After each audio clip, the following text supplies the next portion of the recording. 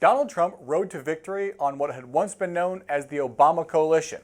Those are among the findings of a new analysis of the 2024 presidential election. The study, conducted by the Democratic data firm Catalist, draws its conclusions from vote history, census data, and its own polling and modeling resources. It gives us fascinating insight into why Trump won and Kamala Harris lost. Joining us to discuss, Director of Data Science at Decision Desk HQ, Scott Tranter. Hey, Scott. How you doing? Thanks for coming on. So the 2024 voters were less white, twice as young, and also the percentage of old voters was down 20% compared to 2012 when Barack Obama won his second election. If you would have back then said that that demographic voted for a Republican president, people would have probably laughed at you. How did Donald Trump do it? Wide appeal is really what it is, and I know we're going to go through in a few slides, but if you look at that middle number, and again, I'm wearing clothes in honor of that middle number here, young voters, really 18%. That has been the thing. Look, youth voters tend not to turn out. They're still not the largest part of the electorate, but having moved that up 18 points, and we're going to talk about it, Donald Trump didn't win that cohort, but gained votes, gained ground there. Those are things that helped him propel there. Same thing with some of the ethnic groups out there, African Americans, Asian Americans, but this switch changed over election 2012 to 24. This is like playing in an entirely different field. Much was made during the campaign of the gender gap that was widening, and it's supposedly widening in politics. In the end, men, they did move to the right, but women pretty much stayed the same. Tell me about the men that moved to Trump.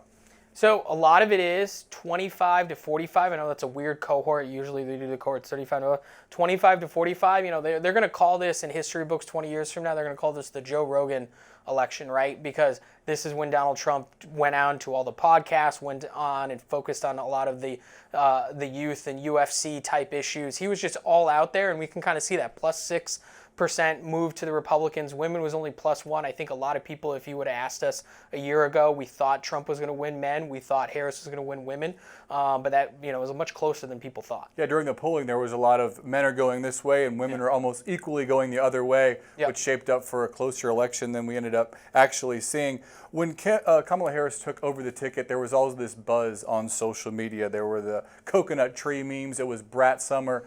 But in the end, the TikTok generation gravitated toward Trump maybe a lot more than was expected. Yeah, look, there's been a lot of polling afterwards. Yale has done some pretty good polling. Harvard has done some too. And we don't know for sure because we can't go back and actually line this in. But there's been a lot of data afterwards that says if you're 18 to 21, Donald Trump probably got at least 40, maybe even 50% of that 18 to 21, that TikTok crowd, that college crowd, which is absolutely astonishing. That is something Democrats have had a stronghold in. Now, you might say, okay, you got 40 or 50%. Youth vote is usually considered 18 to 29. Harris won that cohort when it's that big, but in that very small group, that TikTok group you talk about, depending on who you talk to, Donald Trump made huge strides, whereas other Democratic candidates didn't win those, or used to win those by 80 or 90%. That was like the biggest demographic for Barack Obama, and he relied on that heavily. Another big problem for Harris is what Catalist calls the churn.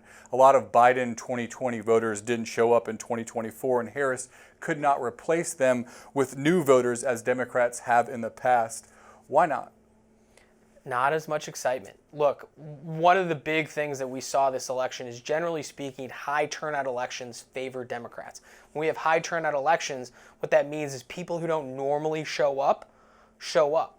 And what we saw was these people showed up, but they didn't vote for the Democrat like they had in previous elections. They voted for Donald Trump, the Republican. And that has a lot to do when we look at some of these cohorts, these brand new voters. They're people of usually non-college educated, rural, exurb, middle income, generally male. They don't generally vote in these. They came out and they voted, and they tended, as we saw before, they trended towards Trump.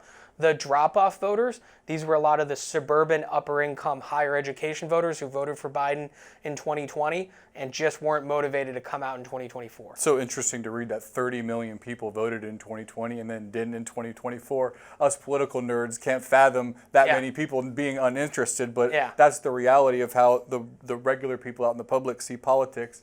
Catalyst has said that this churn group is going to be very important moving forward, 2026, 2028. Do you agree that that's a demographic that's going to be pivotal both for Republicans and Democrats to focus on? And what other trends from this report do you think maybe surprised you or are going to be important moving forward? Yeah, look, that churn group, the drop-off, that is what we are going to spend in the trenches over the next 18 months trying to figure out, are they going to show up for the midterms? Are they going to show up for some of these primaries, these types of things, right? Conventional wisdom, which can be wrong, conventional wisdom says is if you have an infrequent voter show up for the presidency, they're probably not going to show up in the midterm.